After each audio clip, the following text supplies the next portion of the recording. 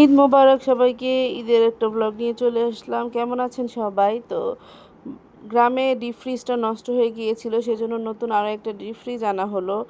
বাজার সদাই সব কিছু করে নেওয়া হয়েছে ঈদের প্রিপারেশন।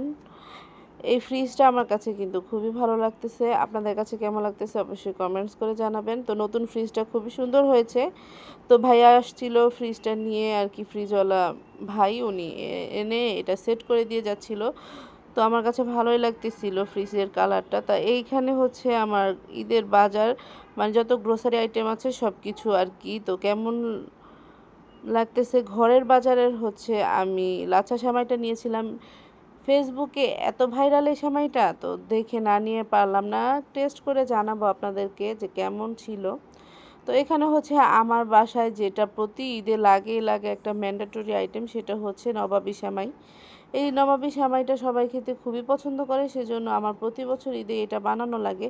তো আমি এটা বানিয়ে নিতেছিলাম, দুধটা ঘন করে নিয়েছি। এইখানে 5 কেজির মতো দুধ ছিল, সেই দুধগুলো আমি 2 কেজির মতো করে নিয়ে এটার মধ্যে ডানো ফ্রেশ ক্রিম দিয়ে দিলাম, তারপরে হচ্ছে কনডেন্স মিল্ক দিলাম, দিয়ে তারপরে হচ্ছে দিলাম কাস্টার্ড পাউডার গুলিয়ে। তো এটা একটু ঘন করে নেব। এটা আপনারা চাইলে হচ্ছে কর্নফ্লাওয়ার দিয়েও করতে পারেন, তবে কাস্টার্ড পাউডার দিলে ফ্লেভারটা একটু ভালো আসে আর কি, সেটাই। তো এটা হচ্ছে ঘন করে এখন নামিয়ে রেখে দিব। তারপরে হচ্ছে আমি সেমাইটা ভেজে নিব আর কি। ঘন হয়ে এসেছে, এখন নামিয়ে ফেলবো।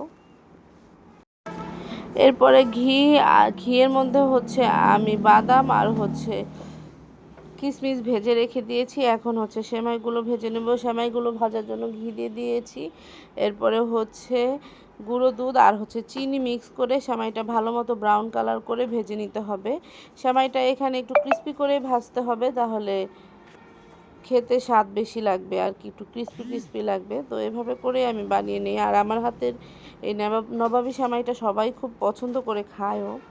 তো আমার হচ্ছে সেমাইটা ভাজা কমপ্লিট হয়ে গেছে। এখন হচ্ছে আমি এটা অ্যাসেম্বল করে নেব। একটা আমি যে বাটিটার মধ্যে হচ্ছে ফ্রিজিং করব সেই বাটিতেই নিয়ে নিয়েছি, এটাতে আমি সার্ভ করে দিব। বড় একটা বক্স নিয়ে নিয়েছি। দেখুন কতগুলো নবাবী সেমাই আমার রেডি করতে হয়েছে। আমার বাসায় যত গেস্ট আসে সবাই এই সেমাইটা খেতে খুবই লাইক করে, সেই জন্য আর কি আমি বেশি করেই বানিয়ে নিচ্ছি, আর হচ্ছে ফ্রিজে রেখে খাওয়াও যাবে। তো সেমাইগুলো সবগুলো আমি এক এক করে লেয়ারিং করে তারপর উপরে বাদাম আর কিশমিশের ভাজাটা দিয়ে এটা হচ্ছে সার্ভ করে এখন হচ্ছে টেবিলে রেখে দিব। আমি চাঁদরাতে এগুলো সব কিছু করে রেখেছি, যাতে করে ঈদের দিন কোনো ঝামেলা করতে না হয় আর কি, সেই জন্য।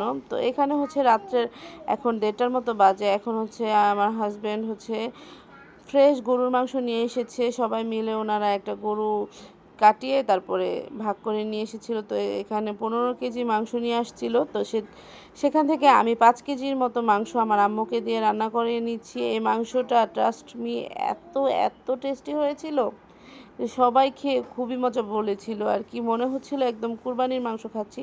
তো আম্মু এক এক করে হলুদের গুঁড়া, মরিচের গুঁড়া, জিরার গুঁড়া, গরম মশলার গুঁড়া, তারপরে আস্ত এলাচ, দারচিনি, তেজপাতা, তারপরে ধনিয়ার গুঁড়া দিয়ে দিয়েছে। তারপর আমি লবণ দিয়ে দিলাম, পেঁয়াজ কাঁচামরিচ ফালি ইউজ করেছে কিছু, তারপরে তেল দিলাম, আদা রসুনের পেস্টও দিয়েছে। তো এটা হাতে মাখিয়ে রান্না করা হবে।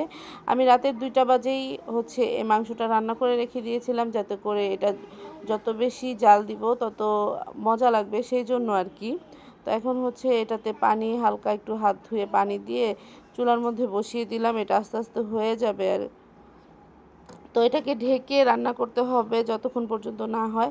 তো এই মাংসটা কিন্তু খুবই টেস্টি হয়েছিল। তো ঈদের দিন সকালবেলা বাসা গোছানোটা হচ্ছে সবচাইতে বড় একটা কাজ। তো আমি সুন্দরভাবে আমার বেডরুমটা গুছিয়ে নিয়েছি। তো আস্তে আস্তে করে সবগুলো রুমই গুছিয়েছি।